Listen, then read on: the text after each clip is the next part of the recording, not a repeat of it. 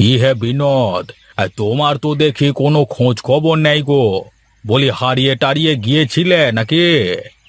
কোথায় আর হারাবো দাদা, কোথাও গিয়ে কি আর শান্তি আছে? কেন কেন, তোর শান্তি আবার কে কেড়ে নিল? হ্যাঁ, কি আর বলবো দাদা, করি তো মাছের ব্যবসা, কিন্তু বউ তো আমাকে মনে করে আমি যেন কোনো কোটিপতি ব্যবসায়ী। ওরে, বউয়েরা এমনই হয়। তা এসব কথা তুই আমাকে কেন শোনাচ্ছিস ভাই? দাদা, ওই হয়েছে কি, আমি আপনাকে দেওয়ার জন্য যে টাকাগুলো রেখেছিলাম, বউ সেগুলো নিয়ে গহনা কিনে ফেলেছে। এখন কি করে আপনার টাকাটা দিই বলুন তো? তা কেন হবে? আমার টাকা দিয়ে কেন তোমার বউ গহনা কিনবে? দাদা, টাকার উপর তো আর লেখা থাকে না যে এটা কার টাকা। বউ ঘরে পেয়েছে তাই কিনে ফেলেছে। তাই বলে আমার টাকা দিয়ে গহনা? এ আমি মানতে পারবো না। আমি আজকের মধ্যেই আমার টাকাটা চাই, যে করি হোক। তা না হলে তোমার সাথে সব ব্যবসা বন্ধ।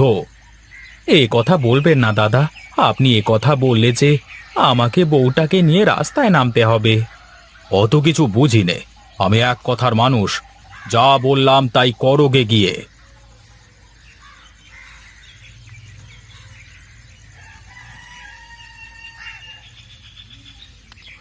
আরে, ওটা বিনোদ দা না? এই দেখি তো। আরে তাই তো, এটা তো আমাদের বিনোদ দা। ও বিনোদ দা, আরে ও বিনোদ দা। কি রে জগাই, তুই? হ্যাঁ গো হ্যাঁ, আমি। তা তুমি এই ভর দুপুরে এখানে বসে কি করো? হ্যাঁ, তা ঘুম পেলে বাড়িতে গিয়েও তো ঘুমাতে পারো নাকি?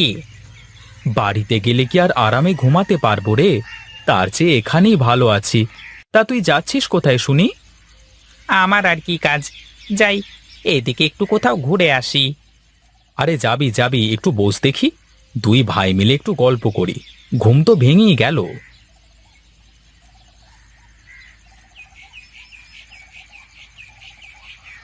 কই গো গিন্নি, কোথায় তুমি? কোথায় যে থাকে সারাদিন কে জানে। এই একটা মেয়ে লোক আমার জীবনটা জ্বালিয়ে দিল। যাই দেখি, ঘরে গিয়ে একটু ঘুম দেওয়ার চেষ্টা করি তাহলে।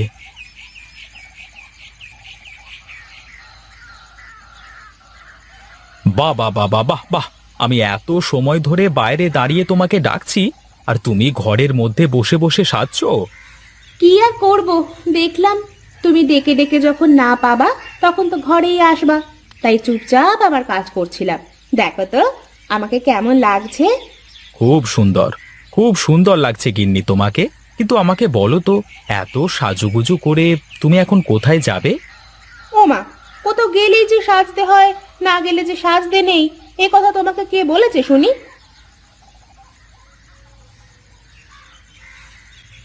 না রে বাবা, আমি এর আগে তো কখনো দেখিনি যে একটা জেলের বউ সারা দিন সাজগোজ নিয়ে পড়ে থাকে।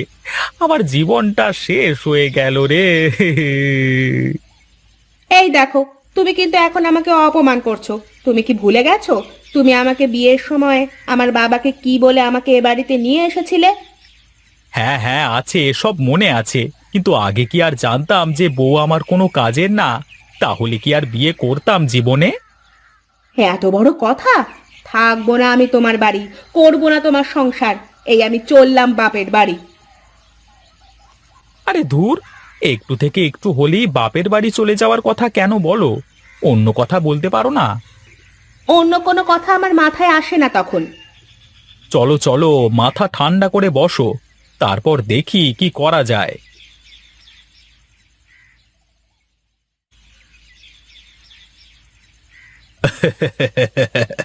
দেখ দেখ রামু, দেখ চিংড়িগুলো কেমন তাড়াতাড়ি বড় হচ্ছে। তাই তো দেখছি বাবু, কিন্তু আমার কি মনে হয় জানেন? তোর আবার কি মনে হয়? এবারে ঘেরের চিংড়িগুলো বোধহয় আপনার কপালে নেই কো। কেন কেন, এ কথা বলছিস কেন? কেন আবার? বর্ষাকাল চলে এসে, তারপর আবার ঘেরের পানি বেরিয়ে যাচ্ছে। যদি ভারী বৃষ্টি হয় তাহলে তো ঘর ভেঙে সব চিংড়ি সারা মাঠে ছড়িয়ে পড়বে। তা তো কথা মন্দ বলিসনি রামু। তাহলে কি করা যায় বলতো দেখি। আমার তো তেমন কোনো বুদ্ধি নেই কো, তবে আপনি বললে আমি ভেবে দেখে আপনাকে কইব। বেশ বেশ বলিস তাহলে। নে এখন চল, আমার আর দাঁড়াতে ভালো লাগছে না।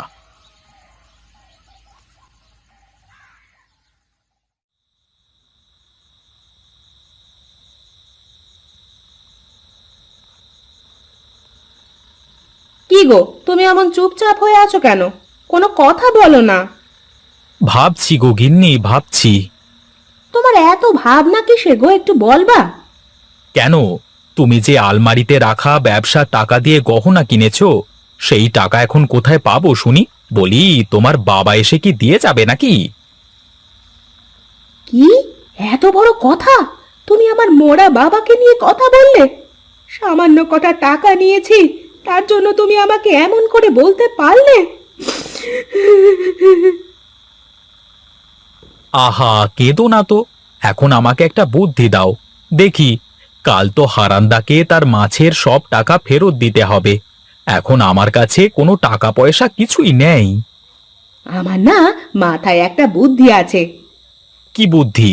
বলো তো দেখি, আগে শুনি।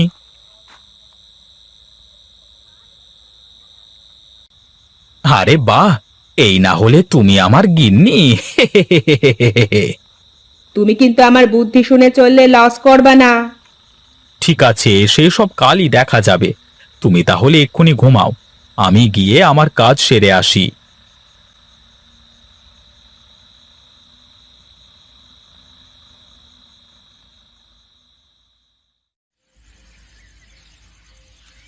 একই রে রামু, একই দেখছি আমি।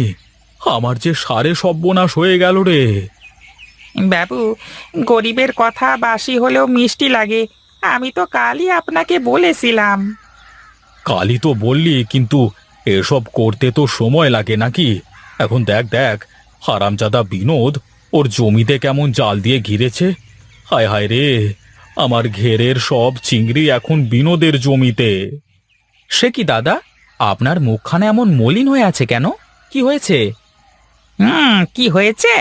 বলি, চালাকি করবার আর জায়গা পাও না, তাই না? দেখেছেন দাদা, আপনার সামনে কেমন আমাকে কথা শোনাচ্ছে। কথা শোনাবে না তো কি করবে শুনি? তুই চালাকি করে আমার ঘেরের সব চিংড়ি তোর জমিতে আটকে রেখেছিস। কি যে বলেন! কি হলো? আমি হাসির কি বললাম যে তুই আমার কথা শুনে হাসতে শুরু করলি? আমাকে কি তোর জোকার মনে হয় নাকি? না দাদা, তা কেন হবে? আমি কি আপনাকে তা মনে করতে পারি বলেন? তোর সব বুদ্ধি আমার সামনে ধরা পড়ে গেছে বিনোদ। তুই আজকের ভেতরে আমার সব টাকা দিবি, তা না হলে কাল সকালে আমি তোর বাড়িতে গিয়ে তোকে ঘাড় ধরে বাড়ি থেকে তাড়িয়ে দেব, এই বলে দিলাম।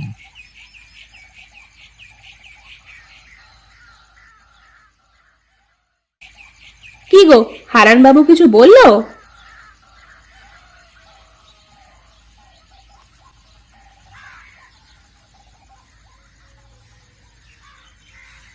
ওগো, কি হলো? বলো না কেন কিছু। কি আর বলবো, হারানবাবু বলল আজকের ভেতরে মাছের সব টাকা না দিতে পারলে কাল সকালে লোকজন নিয়ে আসবে, তারপর আমাদের বাড়ি থেকে ঘাড় ধাক্কা দিয়ে বের করে দেবে। আমার মাথায় আর একটা বুদ্ধি আছে, তুমি যদি শোনো তাহলে বলতে পারি। তোমার কথা শুনেই তো আজ আমার এমন দশা, এখন আবার নতুন করে বুদ্ধি দিতে চাচ্ছ? শোনোই না একবার আমার কথাটা। এবার যদি কাজ না হয় তাহলে আর কখনো তোমাকে আমার কথা শুনে চলতে হবে না। ঠিক আছে, এবার তাহলে আমি গিয়ে দেখি কোনো কাজ হয় নাকি।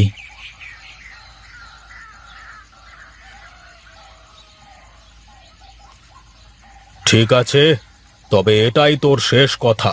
কি বলবি বলে ফেল। আপনি তো আমার পুরো কথা না শুনে চলে আসলেন।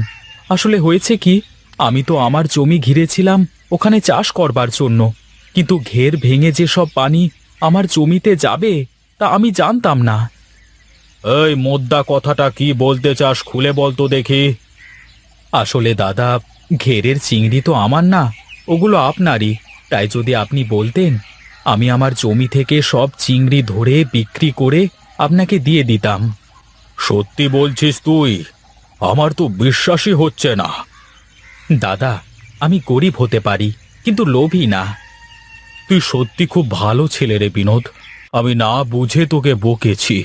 এখন থেকে তুই আমার সাথে এক হয়ে ব্যবসা করবি। আর হ্যাঁ, এখন থেকে তোর জমি আমার ঘেরের সাথে জুড়ে বড় করে ঘের বানাবো। ঠিক আছে দাদা, এত বড় ঘেরে যদি আমরা চিংড়ি চাষ করতে পারি তাহলে তো লাভ আর লাভ শুধু। কিন্তু তার আগে এবারের মতো যাতে ঘের না ভেঙে যায় তার ব্যবস্থা করতে হবে। আপনি কিছুই চিন্তা করবেন না দাদা, আমি সব ব্যবস্থা করে ফেলবো। এখন তাহলে আমি যাই।